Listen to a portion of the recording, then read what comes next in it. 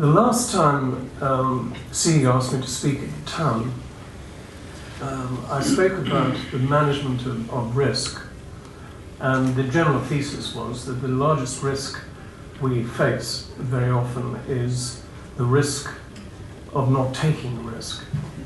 I was reminded about recently the story about Pablo Casals, who decided when he was 94 that he was going to marry a very pretty 28-year-old student of his.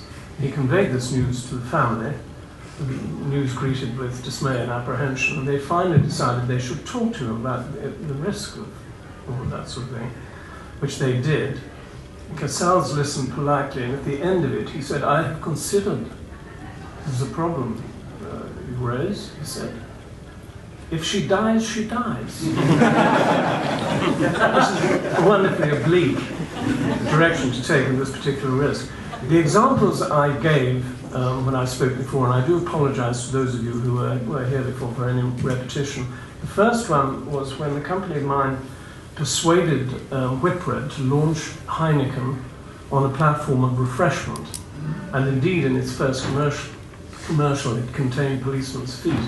Now, I can promise you that no other beer in the world at that time was promoted on the basis of refreshment, and certainly no beer commercial contained policemen's feet. So it was a considerable act of trust and a risk by Whitbread, which did pay off. I mean, refreshers and parts other beers cannot reach to become part of common parlance, and Heineken is the largest beer brand in the world. The second one I mentioned was a friend of ours, a director called Alfonso Gueron, came to us because he'd had an idea with his son about making a film on loss and sacrifice, rather inconveniently located in space. He had taken this to a number of studios who had turned it down on the simple basis that it was unmakeable. So he came to us. And Alfonso is a rare person in Hollywood, a really nice person. So we were very fond of him, and we put a lot of effort and energy into doing a pre-visualization.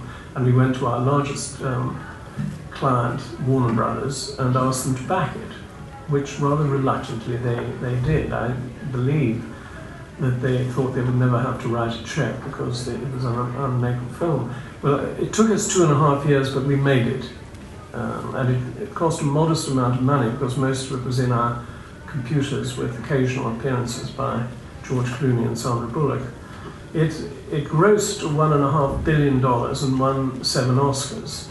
So that was a risk that also worked.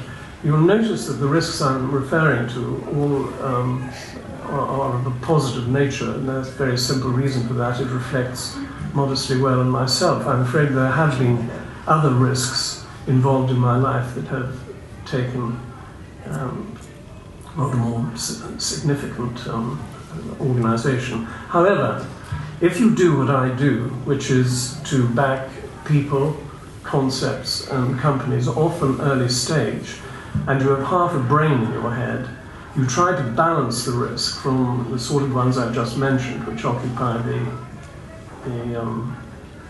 inspired punt end of the spectrum, to the other end of the spectrum, which is the elimination of risk, which brings me to Armstrong Investment Managers. I've invested in this company. I have done it in large part because of my very high regard for Anna, who is a very distinguished academic, PhD in quantitative economics, and an MBA from Imperial. She is also a brilliant investment manager with almost unbelievably, if you look at her, 20 years of experience in this business. So I'd now like to hand over to her to talk about Armstrong. Thank you very much. We were the first ones to launch multi-asset funds that would be long and short in the UK back in February 2014.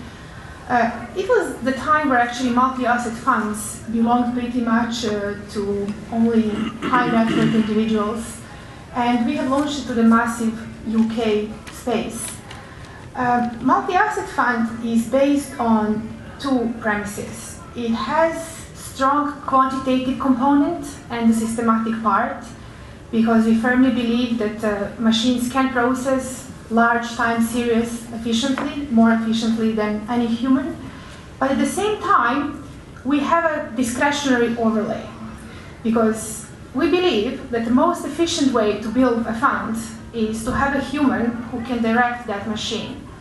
Also, machine cannot identify some of the opportunities, such as political trends, changes in investment appetite of the sovereign wealth funds. For example, 2 years ago, we spoke to the Japanese sovereign wealth fund in Tokyo, and policymakers clearly told us that they're increasing exposure to Japanese equities to 60% over the next 18 months. So there is a huge impact of us controlling our investment process and our models. But I have to say that the asset management industry has gone through very different challenges over the last years. And some of them are that markets have become extremely efficient. And the models also have to be changed and updated with the market changes. And I will take you through some of the developments that occurred over the last years. This is our performance of the multi-asset fund since its inception in 2009. We have been controlling the volatility at 2/3 of the equity market volatility, and the performance has been quite consistent. What happened over the last couple of years is that correlation between asset classes has increased. Asset allocation model that was traditionally used by big asset managers is unstable. Correlation between bonds and equities has been increasing, especially at the times when we needed it most. Not only that the correlation is high, but it's changing from negative, like -0.7 to +0.8. So one can't rely anymore on the standard asset allocation model. So the way forward is to find various uncorrelated systematic strategies and to efficiently package them through portfolio construction in a risk-controlled and risk-managed way. We just have 3 different lines here, presenting traditional stock and bond portfolio with the lowest return. It's the red line. Because the problem with this portfolio is that due to the correlation, during the sell-offs, correlation between these asset classes is increasing. The best performing model is the one that relies on the machine, and that is a managed futures model. However, this model also has an inefficiency that it can have large drawdowns. So the combination of both ways of having a strong systematic component, but still giving ourselves a discretionary overlay to control the models when we think they're wrong, is our approach, and we believe this will be the future of asset management. Because rather than really creating the buckets of different asset classes, we are aiming to find the same drivers of risk across our portfolio. And what has been the challenge as well, that 10 years ago, access to information has been a huge advantage, and only large investment houses had access to the premium sell-side research. Now information is available. My son, who is 9 years old, even he has an app on his iPad which summarizes buy-sell research on different equities, and it's pretty much available to the general public. So access to data is no longer an advantage. The only efficiency we can find is in the way we process that information. We are working with some of the brightest minds in academia, helping and supporting us with new investment strategies, with new advancement in portfolio construction theory, and in the ways we manage risk. Just a little bit of outlook over the next few slides to show what are the global investment opportunities. We have seen that both Trump and Brexit had pretty positive influence on equity markets. Investor confidence has been growing steadily. Even Fed is looking to increase interest rates more than initially expected, and at a faster speed. So consumer confidence in the US is at 15-year high.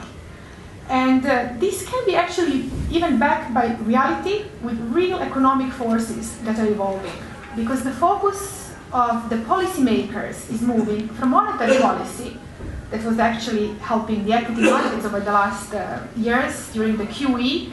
The focus is now moving to the fiscal policy and to the fiscal support. And this is happening across the universe. Now, how is that going to be financed? In the US, they're working on the corporate profit repatriation. There's something in excess of 2 trillion of profits that American companies generate abroad. And the US government is trying to find ways to bring those profits back to the country to fund the wide fiscal programs that they have as their main targets. So shifting the monetary policy to fiscal policy is a very good sign for the global economy, because really economic growth cannot be achieved just by printing more money, but rather by creating a genuine economic growth, more jobs. So expansionary fiscal policies are happening now across the world. In the US, ECB is also going to stop this wild monetary policy and money printing, and they will start tapering this year, and they will work on the fiscal expenditure. There is the Juncker program that is put in place with 300 billion that will be invested in the European infrastructure. Equity markets, bonds, well, equities are performing extremely well. There has been a lot of correlation between equity markets around the world. The trend of buying bonds has changed. 5 years ago, the biggest owners of the US government bonds have been Asian governments. Now that balance has changed and the bonds are held more domestically. Also, interest for mid-cap stocks has increased in the United States because of the strong belief in the strong economic growth of the economy. Stabilization of the Chinese growth is another positive factor for the global economy, and all these infrastructure projects will have a positive impact on the commodities markets. Now, emerging markets that had this tremendous growth over the last 2 decades, I just want to mention when we were creating portfolios in UBS some 20 years ago, it was unthinkable to invest clients' money in some of the stocks of China, India, Russia, Brazil. That was something that most sensible asset managers would not even think of. And we can see that the emerging markets present now a large portion of the MSCI world. However, they have become very correlated to the developed markets. And we have seen that they suffered quite a bit after the Trump's victory, especially those countries that are more linked to the trades with the United States, such as Mexico, Taiwan, South Korea. Chinese growth is also quite an interesting story. Still 1/3 of Chinese GDP depends on the exports, especially to the United States. China has been working, and I traveled actually quite a few times as a non-executive of Aberdeen Asset Managers Board. And the consistent message has been that a lot of effort has been put to improve the quality of their GDP. So to diversify away from the exports and to rely more on their own internal consumer and the affluent class. However, to achieve that, they need to promote better social security program, healthcare system, provide some guarantees with the salaries and pensions, make that consumer more confident that it is achievable. China is also participating in infrastructure growth with the One Belt, One Road, trying to strengthen the connections across 60 countries in Asia, Europe, Africa, and of course their own Asian economies are quite correlated when it comes to trade, and that trend is also increasing. Sanctions with Russia will probably go away quite soon with Trump's victory. Trump's victory has been positive news for Russian currency that has been appreciated over the last few months. Europe, shaken by different elections and uncertainties. However, we can see that the positive news is infrastructure spending. Inflation is actually picking up, and we can see some positive earnings momentum of the stocks. Japan, when we traveled to Japan 2 years ago, economics was actually pretty much working according to the plans, monetary policy targets, fiscal policy targets. are being met, and also this initiative with the corporate governance has been quite strong in Japan. When we met the owners of some of the companies that were run for over 100 years very successfully, the management and the owners are saying, why do we need to change anything in our business models? We're doing very well the way we have been running it as our family businesses. However, to get interest from foreign investors, they have put a lot of effort to increase the corporate governance, succession planning, and also to become more transparent with the foreign investors. Frontier markets actually are the next big story, and I presented actually to some of the frontier market economists earlier this week in Dubai. And while emerging markets were not present in the global benchmarks, frontier markets seems to be following the same path. We have 140 countries, 1/3 of the world population, and only 2% of equity market capitalization. The chart is showing that those ones who choose the markets well before they make it to the benchmark can also participate strongly in the profit growth of those frontier markets. That will definitely increase significantly over the next decade. Thank you so much.